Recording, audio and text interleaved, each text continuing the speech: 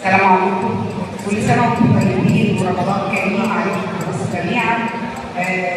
طبعا احنا بنشكر مجلس إدارة جمعية الجرعان، بنشكر كل السادة الموجودين، شكرا على حسن الاستضافة اليوم الجميل اللي قدمتوه، ودايما انتوا على الطريق بالخير. طبعا اللي في بروتوكول من الثقافة وجمعية الجرعان، كل الأنشطة بتاعتنا تعتبر معظمها بتتم عندكم. نشكركم على حسن الاستقبال. نشكر مجلس الإدارة للمرة الثانية.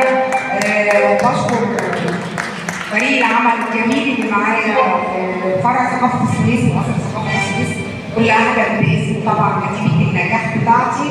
بشكر الفرقة اللي كانت موجودة في الآلات الشعبية السيسمية التراث.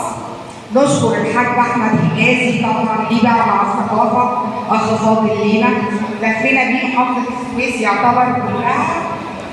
احنا موجودين على الكورنيش، عندنا الختام يوم الخميس بقالنا 10 ايام، كل يوم في ليالي الثقافه. الهيئه العامه لأصول الثقافه وقصر ثقافه السويس، فرع ثقافه السويس، عندنا شغل ادبي وشغل فني موجود في جميع المحافظه يعتبر، وورش تدريب، وتيجوا تنورونا في قصر الثقافه بين كل سويسي.